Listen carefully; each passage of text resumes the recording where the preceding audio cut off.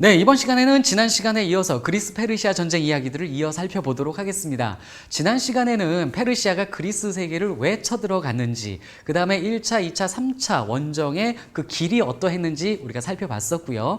그리고 그 과정에서 영화 300을 통해서 테르모필레 전투 이야기를 이제 막 들어갔었습니다. 테르모필레 전투에서 페르시아 군대를 맞서 싸웠던 스파르타의 이야기, 그 이야기를 만든 영화가 300이라는 영화였는데, 제가 앞 시간에서 그 영화 300이 얼마나 왜곡된 시각으로 만들어졌는지까지 설명을 해드렸었습니다. 오늘은 그 뒤에 이어서 이 그리스 세계가 페르시아 군대에 맞서 싸울 때 어떠한 전법, 또 어떠한 무기들로 맞서 싸웠는지 설명해 드릴 것이고요. 그리고 테르모필레 전투는 어떻게 전개가 됐으며 어떻게 마무리가 되었는지 쭉 설명을 해 드리도록 하겠습니다. 자, 이게 그리스 세계의 그 그리스 보병들의 팔랑크스 진영을 보여드리는 그림입니다. 그리스 세계는요, 기본적으로 중장보병이라는 군인들이 자기들이 준비한 방패와 창 그리고 갑옷을 입고 이렇게 진영을 갖추어서 전투를 벌였습니다. 이게 팔랑크스 진영인데요. 이 그림을 솔직히 말씀드리면 인터넷에 팔랑크스를 검색하면 웬만한 그림들이 이런 비슷한 모양으로 나오는데, 정확히 말씀드리면 이러한 형태는요, 마케도니아 군대의 모습이라고 좀 말씀드릴 수 있어요. 어떤 차이가 있냐면요, 바로 창 길이의 차이가 있습니다.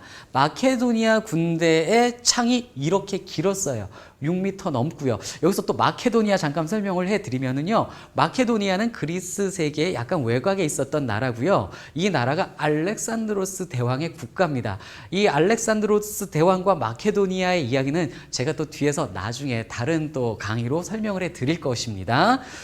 마케도니아 군대가 이렇게 6m 가까운, 또 6m가 넘는 긴 창을 사용을 했고요. 그리스 페르시아 전쟁 당시 그리스 보병들은요, 이렇게까지 긴 창을 사용하지는 않았고 한 2m 또는 2.5m 정도 되는 창을 사용한 걸로 알려져 있습니다. 이게 이제 팔랑크스 군대예요. 이 팔랑크스 군대를 좀 가까이 가서 보도록 하겠습니다. 바로 이 모습인데요. 팔랑크스를 구성하고 있는 그리스의 보병들입니다. 그런데 제가 이 그림에서 설명을 해드리고 싶은 게 있습니다. 보시면은요, 이들의 투구 모양이 서로 달라요. 투구 모양이 서로 다릅니다. 입고 있는 갑옷의 모양도 다릅니다. 같은 군대인데 입고 있는 군복과 무기의 모습이 다르다는 거예요. 지금은 여러분들 우리가 군대에 입대를 하면은 군대에서 무기를 제공해 줍니다. 총 주고 군복 똑같은 거 줘요. 군대 가기 전에 영장 받았다고 마트에 가서 막 총 사고 이러지 않습니다. 그런데 그리스는요, 보병으로 참여를 할 때 자기의 갑옷, 방패, 투구, 창 모두 자기 돈으로 사서 가야 했었습니다. 그래서 이 그리스의 보병들은요, 자기의 무기와 갑옷을 자기 돈으로 살 수 있는 제법 돈이 있는 시민들로 구성이 되었다라는 겁니다.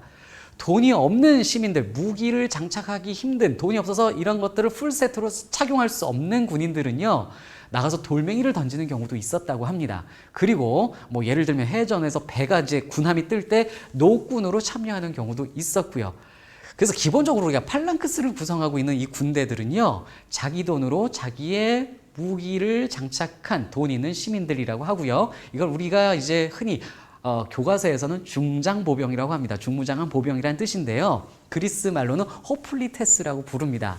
자, 이 호플리테스라는 말은요, 이들이 갖고 있는 방패, 호플론이라고 부르는 그 방패 이름에서 유래가 된 거예요. 호플론이라는 방패를 장착한 군인들, 호플리테스라고 부르는 겁니다. 그럼 여기서 이제 이들의 무기를 잠깐 좀 설명을 해 드릴게요. 기본적으로 호플론이라는 무기를 갖고 있습니다. 방패죠. 방패를 갖고 있고요. 이 호플로의 크기는 굉장히 컸어요. 굉장히 크고, 이 방패로 이렇게 딱 왼손으로 듭니다. 이 방패로 내 몸의 왼쪽을 방어를 하는 겁니다. 근데 이 방패가 크다 보니까 옆에 이렇게 둥글게 더 삐져나가겠죠. 내가 든 방패로 내 왼쪽 몸과 내 왼쪽에 있는 전우의 오른쪽 몸을 방어해 주는 거예요. 즉, 저 같은 경우, 제가 예를 들어 호플리테스라고 하면 창 들고 왼손 방패 들고요. 이 왼손 방패로 내 몸 반을 방어하면서 저의 이 오른쪽 나머지 부분은 저의 오른쪽에 있는 전우가 방패로 방어를 해주는 격이 되는 것이죠. 이렇게 해서 이제 밀고 싸우는 겁니다. 밀고 싸우는 것이고요. 이 모습 또 보여드리면은 이게 이제 영화 300에 나오는 스파르타 군대의 모습이에요. 커다란 호플론을 들고 오른쪽에 방패 들고 이렇게 딱 진영을 갖추고 있는 팔랑크스의 한 유형의 모습을 보여주고 있는 것인데요.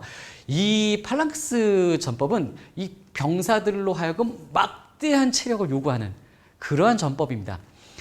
방패가 무거워요. 이게 뭐 8kg, 9kg 같다고 합니다. 이거를 왼손에 받쳐 들고 창 들고 그리고 창도 길잖아요. 무겁습니다. 이러고 이제 진격을 하고 앞에 병사들 상대와 이제 밀고 싸우는, 찌르고 싸우는 그런 전투인데 이 방패 든 손이 예를 들어 무거워진다. 힘들다. 이 팔이 점점점 내려가면 어떻게 됩니까? 나도 다치지만 내 왼쪽의 전우도 위험해지는 겁니다. 팔이 힘들어서 이게 내려가잖아요. 그러면 이쪽 뚫리는 거예요. 저 뚫리고 이쪽 전우 뚫리고 그렇게 무너지는 겁니다. 팔랑크스가. 이러면 안 돼요. 그래서 이 무거운 방패를 버티고 지탱할 수 있는 강인한 체력이 요구되는 그러한 전술을 사용했다라는 것이에요. 영화 300을 보면은요, 그 에피알데스라는 인물이 나와요. 그래서 에피알데스가 처음에 레오니다스 왕에게 군대에 참여시켜달라고 하는데 이 사람 몸이 불편한 몸이죠. 그래서 레오니다스가 너 방패 들어봐. 근데 방패를 잘 못 들죠. 그러면 우리 진영에 참여할 수 없어. 라며 내보냅니다. 여기에 이제 에피알데스라는 인물이 앙심을 품게 되고 페르시아 길 앞잡이가 되는 그런 모습이 이제 영화에서 나오는데 에피알데스라는 인물은 실제로 있었던 걸로 알려져 있습니다. 자, 아무튼 이런 것이 팔랑크스 전법이었어요. 이렇게 왼손으로 방패를 들고 그 다음에 오른손 창을 들고 가야 했었습니다. 그리고요, 궁병이 없었어요. 이 그리스 세계는 보병으로 팔랑크스로 밀어붙이는 전법이지 활을 쏘지 않았답니다. 활을 쏘는 것은 비겁하다고 생각을 했었다고 해요. 그래서 팔랑크스 전법으로 사용을 하는데 제가 요거 좀 잠깐 설명을 좀 드리면은요. 이 팔랑크스 전법이 딱 이렇게 돼서 창 앞으로 쭉쭉쭉쭉 내밀고 상대 진영에 밀어가는 겁니다. 밀고 가는 겁니다. 축축축 진격을 하는데 이런 경우 창이 앞으로 쫙 나와 있기 때문에 정면은 엄청 강해요. 정면 엄청 강한데 반대로 이쪽 옆면 사이드는 약할 수밖에 없습니다. 이게 이제 팔랑크스 전법의 약점이에요. 그런데 이 팔랑크스 전법을 가지고 이 그리스 세계가 마라톤 전투에서 페르시아를 꺾게 되는 겁니다. 자, 페르시아 당연히 이렇게 옆으로 치고 들어올 생각을 했겠죠. 그런데 마라톤 전투는 어떻게 하냐면요. 이 팔랑크스를 더 옆으로 길게 늘어뜨리는 겁니다. 옆으로 길게 늘어뜨리는 거예요. 그래서 두꺼웠던 벽을 얇게 반대로 양쪽으로 길게 그리고 이쪽은 옆으로 이제 강이 흐르고 있었습니다. 그래서 이게 길게 하면은 페르시아가 옆으로 치기 좀 힘들죠. 아무튼 이렇게 약해지니까 페르시아가 이렇게 치고 들어오는데 여기 이 가운데 부분이 일부러 밀려줍니다. 밀려주고요. 얘네가 밀려주니까 페르시아 군대가 계속 이렇게 치고 들어가겠죠. 이때 양쪽 사이드에 이 팔랑크스들이 옆으로 치고 이렇게 에워싸고 들어온 겁니다. 얘네들도 뒤돌아서 이렇게 밀리면서도 앞으로 계속 싸웠겠죠. 이런 식으로 양옆에서 싸고 앞에서 막아내면서 페르시아 군대를 막아내는 이 모습이 마라톤 평원의 전투 모습이었습니다. 이게 팔랑크스 전법의 한 예였고요. 한편 페르시아 군대는요. 그리스인들에게는 없는 궁병이 있었어요. 당연히 창병들도 있었고요. 방패병들 당연히 있었고요. 그 다음에 이모탈이라고 부르는 또 정예 부대도 있었습니다. 그 다음에 도끼병들도 있었어요. 그래서 무기 자체로 페르시아가 그리스에 밀린 거는 아니었었습니다. 물론 그리스도 이 팔랑크스 전법을 사용하지만 특히 이 스파르타 같은 경우는 강인한 체력과 또 그들의 단결된 집단력으로 이 페르시아 군대에 맞서 싸워 나갔습니다. 스파르타 같은 경우는 여러분들 이제 스파르타식 교육을 받아서 이들이 각각 개개인별로 훌륭한 전사였기 때문에 막 개인전으로 잘 싸웠을 것 같지만 물론 개인전으로도 잘 싸웠을 겁니다. 하지만 기본적으로는요 팀플레이예요. 방패 들고 창 들고 쫙 일렬로 어깨 딱 밀착해서 일렬로 서가지고 겹겹이 줄을 쭉 서서 팔랑크스 전법으로 페르시아 군대에 맞서 싸웠습니다. 스파르타도 이런 전법을 사용을 했었다는 겁니다. 자, 그러면 테르모필레 전투 당시에 병력들을 좀 비교해 보겠습니다. 자, 스파르타 연합군이라고 썼는데요. 이제 정확히 말씀을 드리면 스파르타가 중심이 된 그리스 세계 연합군이에요. 이 연합군에 스파르타 정예병 300명이 나갔죠. 레오니다스가 300명을 선발해서 나갔습니다. 왜 이렇게 300명밖에 안 나갔는가에 대한 이야기들은 여러 가지가 있는데요. 협곡이기 때문에 300으로 해결이 될 수 있으리라 생각을 했을 가능성도 있고요. 또는 이런 이야기가 또 있습니다. 스파르타가 당시 축제 기간이었어요. 신 앞에 축제를 드리는 기간이었는데 이때는 전쟁이 금지돼 있어요. 전투를 하면 안 되는데 쳐들어왔는데 어떻게 안 싸우러 나갑니까? 그래서 레오니다스가 급히 300명 꾸려서 나간 건데요. 이 300명이 정예병이었어요. 또 선발을 할 때에는 아들이 있는 자를 뽑아서 나갑니다. 아들이 있는 자를 뽑아서 나갔다는 얘기는 나가서 죽을 각오로 갔다는 것이죠. 대를 이을 아이들이 있는 사람을 뽑아서 갔다는 거예요. 스파르타에서는 축제 기간이 끝나면 지원병을 더 보내줄게 이랬으나 레오니다스가 아들 있는 자를 뽑아서 나갔다는 것은 지원병 기대하지 않았을 가능성이 많다라는 것이죠. 죽을 각오로 우리가 해결을 한다라고 나간 상황이었을 가능성도 있습니다. 그리고요, 가는 길에 그리스 세계의 여러 지역의 병사들을 연합을 시킵니다. 그래서 나가게 됩니다. 테베도 참여를 하고요. 그 그리스 일대 지역의 병사들이 합세해서 나온 숫자가 약 4,300명 정도 될 것으로 보고 있는 것이고요. 지역민들이 얼마나 더 붙어졌는지에 따라서 플러스 알파가 있을 수 있는 그런 병력이었습니다. 한편 페르시아 군대의 모습을 보겠습니다. 페르시아도 연합군이에요. 이제 오는 길에 그 페르시아 지역에 있는 여러 부족들의 병사들을 다 모아서 옵니다. 그런데요, 이 모아서 온 전투병의 숫자가 헤로도토스가 기록한 역사라는 책에 정확히 숫자가 나와 있어요. 뭐 각 지역에서 얼마 뽑아온 이야기가 다 적혀 있는데요. 그 숫자가 264만 1610명이랍니다. 어마어마한 군대를 끌고 온 건데 이게 전투병 숫자예요. 전투병 숫자. 전투병 아닌 자벽 도와주는 사람, 또 뭐 밥 해주는 사람, 또는 뭐 신관 이런 사람들까지 다 합치면은요 그 숫자가 거의 2배가 됐다라고 얘기를 합니다. 480명 막 이렇게 육박했다는 그러한 세력이 온 겁니다, 여기에. 그런데요, 지금 이 숫자를 믿는 역사학자들은 없습니다. 당시 사회 페르시아의 규모로 봤을 때 전투병만 264만 이건 말이 안 되죠. 지금 우리나라의 군대가 보통 60만 정도라고 얘기를 하는데 어떻게 당시 264만의 군대가 이 지역에 올 수 있었겠느냐라는 것이죠. 그래서 뭐 많이 잡아봐야 뭐 30만 정도가 아닐까 이렇게 추정을 하는데요. 어쨌든 간에 스파르타보다 숫자가 훨씬 많았던 건 사실일 것 같아요. 그런데 이제 역사를 기록하는 그리스의 헤로도토스가 페르시아가 무지막지하게 많았고 이걸 스파르타가 잘 나가서 대적하려 했다라는 것을 강조하고 싶었던 것 같습니다. 상대도 안 되는 숫자가 붙게 됐다는 얘기죠. 자, 그래서 한판 붙습니다. 영화에서 나오듯 테르모필레 협곡에 스파르타 군대가 자리를 잡았습니다. 자리를 잡았는데 이 테르모필레 협곡이요, 그 입구가 한 15m 정도가 된다고 해요.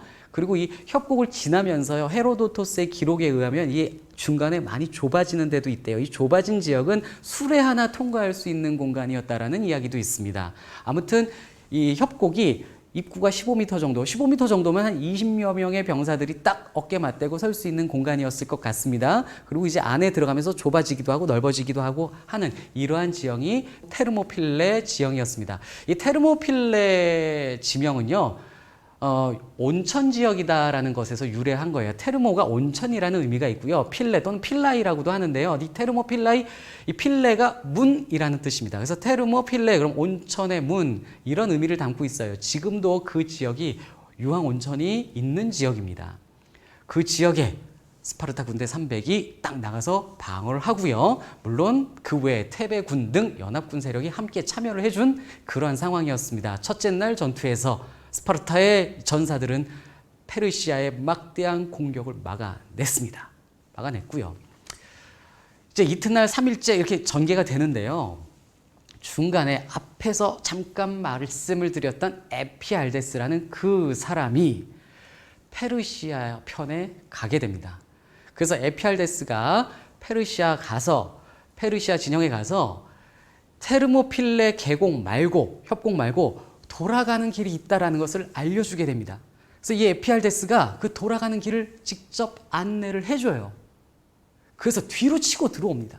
페르시아 군대가 뒤로 치고 들어오는데 이 뒷면에도 스파르타와 연합한 군인들이 있었어요. 포키스인들의 세력이, 군인들이 거기 있었는데 얘네는 뭐 앞에서 스파르타 군대가 막아주니까 우리는 뭐 뒤에서 좀 구경이나 하고 있지라며 뒤에서 그냥 널널하게 있었던 애들이에요. 심지어 자고 있었다는 소문도 있는데, 근데 그 지역에 뒤를 치고 페르시아 군대가 나타난 겁니다. 포키스인들이 엄청 당황을 했는데요. 페르시아 사람들도 당황을 했다고 합니다. 이 뒷면에 그쪽에 군인들이 그렇게 있을지 미처 생각을 못 했던 거예요. 들어왔는데 있거든요. 페르시아가 놀랐는데 에피알데스가 쟤네는 스파르타 아니고 포키스 애들이에요 라고 정보를 알려줍니다.